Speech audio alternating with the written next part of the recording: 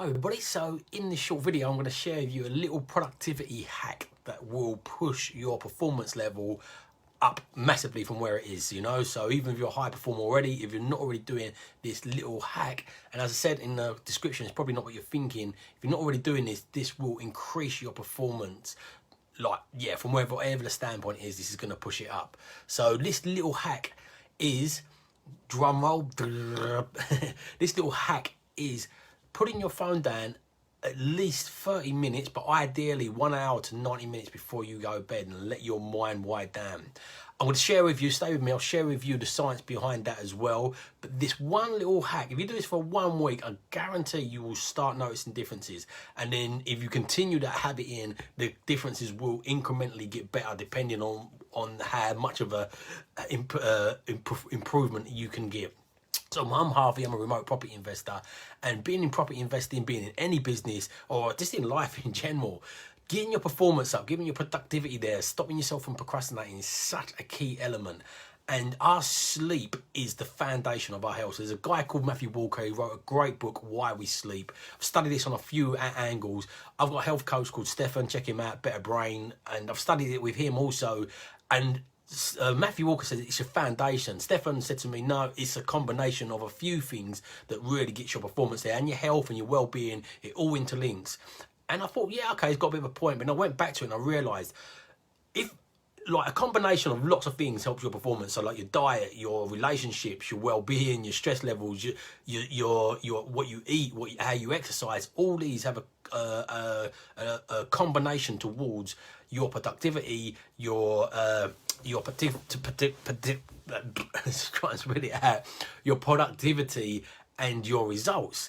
But when you look at health, your diet, your exercise, sleep, Matthew Walker says sleep is the foundation underneath all of those ones, and I 100% agree. Initially, I like having my thought challenged, and he's my health coach, Stefan, so I do listen a lot to what he says. He's my go-to guy when I've got anything to talk about health. Check him out, as I said, Better Brain. But then I thought about it, and I thought, no, if I don't eat well for a week, or if I don't exercise for a week, the effects don't really show up that quickly. If I do it for a prolonged period of time, the results start showing up after a little while, but it nowhere near as an impact as me not sleeping well. So not having correct sleep, I could have not correct sleep for a few nights on a trot, and that is it. Like everything unwinds as well from that. My eating habits unwind, my exercise habits unwind. I crave high carbohydrates and sugary foods. My decision making goes down. So sleep is definitely for me the foundation. They all interlink. Don't get me wrong. If you eat poorly, you don't exercise well, and the right routines of exercise, that can interlink into your sleep. But sleep is the main foundation for this. And the habit of putting your phone about an hour down before bed. So look, we're 8:30 now, time of recording this. So depending on what time your bedtime is, you might need to be thinking about getting your phone down soon. Massively gives our brain a chance to recover and recuperate. So we have evolved over a millennium to be our bodies to work on a circadian rhythm. I was trying to think of the word in now. I'm far from a scientist. Any scientists out there, if I butcher any of this, I'm going to try and explain it in a simplistic view. So circadian rhythm is basically when the sun comes up and the sun goes down. It's only modern times where we've had lights, TVs, and especially screens. Screens are real offenders. So they all let off a light which really messes around. So when we go to sleep, we release a chemical that helps us wind down, our brain slow down and go to sleep. It's called melatonin. And when we wake up in the morning, we release serotonin to really get fired up, and adrenaline and these other chemicals to get ourselves going. What's happening is, because of screen times, and also because of the information, our brain's not slowing down and resting, we're keeping our brains really, really awake and alert, especially from screens. How many of you, with a show of hands, there's a few of you on it now, how many of you, the last thing you do at night is looking at your phone, either Instagram, Facebook, email, WhatsApp, one of these platforms? And how many of you, as soon as you wake up in the morning, the first thing you do is reach for your phone and look on these platforms, news channels, WhatsApp, Instagram? This is keeping our mind constantly active, and we're not, even if you sleep 7 hours, you will not have the same quality of sleep. This is why sedatives, like if you fall to sleep on alcohol, you fall to sleep on smoking weed, or if you fall to sleep or like taking sleeping tablets, you will not have the same amount of or rejuvenate sleep, or what, I'm trying to think of a flashy word there, apologies, but you won't have as quality sleep anyway. That's a simpler way to say it. Your sleep won't be nowhere near as quality. I wear this watch, and I've not got it on at the moment, but Fitbit. Many people will see me often with 2 on because I forget to take off in the morning. So I'm constantly measuring my sleep, see what quality of sleep I had, see what cycles I went through in my sleep. So when I monitor my sleep and I'm staying on top of it, and I do drift out of it. Clubhouse has been a real guilty offender for keeping me up a bit too late, keeping me on screen time a bit too much in the recent weeks, and I'm just readjusting to that and getting into a good routine, better routine with that now. But we were all, or sometimes I'm busy, and like last night I was up late, and now I just got to finish off from doing an article for the Blue Bricks magazine, and they actually want me to write it. I've just done an article for YPM magazine, and that was great because they interviewed me and they're writing it up, where this one I had to write it up myself. So a bit up late last night, but re-edit it. The deadline's tomorrow to send it in. So there is occasions where you drift out of it, but awareness is really, really key. But as I said, where our brains, we work on this circadian rhythm. Sorry, I sidetracked a little bit there. Work on this circadian rhythm of the sun coming up and the sun going down. Us having our phones out really interrupts this. So what it does is it tells our brain it's like wake up time. It releases serotonin, adrenaline. So it puts our mind on the alert and reactional mode, which it don't rest properly. And if you don't rest properly, it's like 100% proven, you will reduce your lifespan. If you don't get proper sleep, you reduce your lifespan. In his book, Why We Sleep, Matthew Walker said there is 0.1% of the population that can sleep less than 6 hours. So again, how many of you are guilty? Shane's to put his hand up. So he's guilty of that. How many of you are guilty of having less than 7 hours? It's a proven fact. Even if you think you can survive on less than 7 hours, you've just adapted yourself to get used to that, and it's just become your new normal. We all need 7 hours to 9 hours sleep, all of us. There's only 1% or 0.1%, I can't remember the exact statistics, of the population that needs less than that.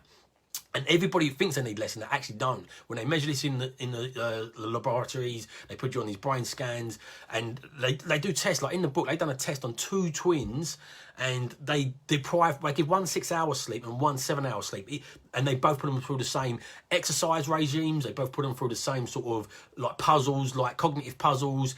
And the one that's had 1 hour sleep less, but beforehand they measured how they both performed against each other, and the performance incomparable for where they was beforehand on like exercising, cognitive exercises.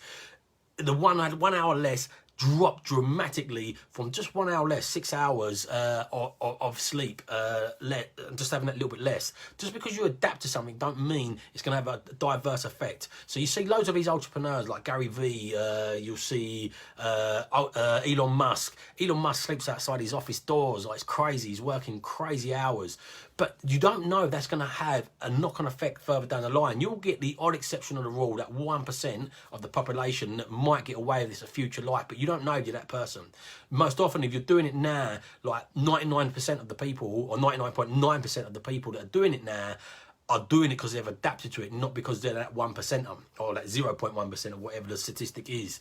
And you don't know. Look, Margaret Thatcher famously survived on 4 hours sleep, and she got Alzheimer's when she's older. So did Ronald Reagan. You don't know what the trade-offs are. Loads of studies are showing lack of sleep, getting under 7 hours of sleep, is massively linked towards Alzheimer's. And as I said, one of the biggest offenders and one of the biggest guiltiest parties of this lack of sleep is our devices, our phones, our TVs. TV's not so bad because it's far away, it's a wider screen, but our phones are so concentrated in a little screen that it really, really has an effect on our sleep. And even if you sleep 7 hours, don't mean you're getting quality sleep and going through the 3 different stages of sleep, which is REM sleep, which is your deep rapid eye movements, you go your light sleep and your deep sleep, and you've got to go through these phases. Measuring it will keep you aware, measuring it will keep you up to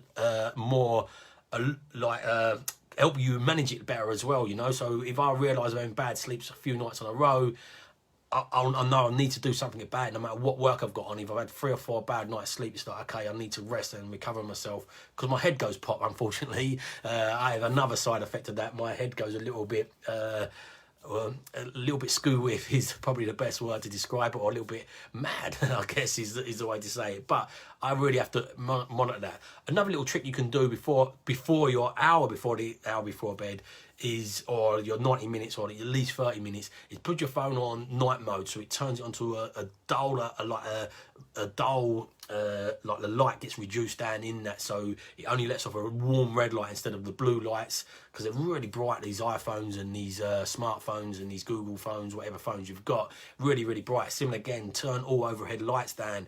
All these little incremental things massively have a massive effect on your performance, your productivity, and your mood as a result, you know, massively affects your mood. So hope you found that useful. How many of you, a few people said they're guilty, but I think there's probably a few more of you than you'd like to, than that's held their hand up to being guilty of actually looking at their phone, literally as they're in bed, phone down, sleep, wake up, phone, and all reactional stuff, getting our mind in this fight and flight mode, which is really, really not good for us, for our longevity. So hope you found that useful. Please share with us if you are doing an hour before bed. Please try it. Please let us know. I've challenged somebody else this before, like an hour in the morning, no phone for an hour in the morning and an hour before night. He's messaging me still to this day saying it's unbelievable, the changes in his level of productivity, his level of focus, his stress levels reducing, his mood actually increasing. It has massive, massive effects, and it's such a simple little thing. Difficult to do, first of all. This whole video has been sparked. I had a one-to-one coaching session with Shimmel today. I was coaching him, and he actually said he'd done that nighttime thing. And I was like, oh, amazing. So I was talking about the morning one, and he said about his nighttime one, and he's already done it for, I think, 2 weeks. He said, nah, and he said that first week, it's habit. It's like you get a kind of a withdrawal from it, so it's going to be difficult, but he puts it in a different room. The only reason I take a phone in my bedroom just to have a nighttime meditation app from my phone. As I said, my phone's on the orange mode, so I don't get massively affected by just pressing play on that. But that's it. And similar again, I wake up in the morning, I listen to something inspirational in my meditation, and I don't touch my phone. I try not to. There's odd mornings I wake up and I'm curious to see what's happened. There's odd nights as well that I get carried away, but I really monitor it and catch myself. And the idea behind it's not being perfect. It's about being aware, catching yourself when you're doing it, and then course correcting back onto your positive habits. So as I said, hope you found that useful. Please put in the comments to share if you're doing it, if you try it. Please let me know if you try it and the difference. I guarantee you, give this a week of trying this, and your performance, productivity, you're either getting overwhelmed, that will reduce. Might not go completely. Your performance might not be 100% completely in a week, but it definitely will get an increase. You'll get increases in the right areas and decreases in the wrong areas, or the areas you want them decreases in, like stress, overwhelm, and increases in focus, productivity, and all these things. So hope you found it useful. Please share with us what if you're gonna try it. Put a yes in the comments, you're gonna try it, and then share me in a week. But remember, if you don't evolve your ideas, you're never gonna live on your own terms. So evolve your ideas, live on your own terms, and have a fantastic evening, everyone.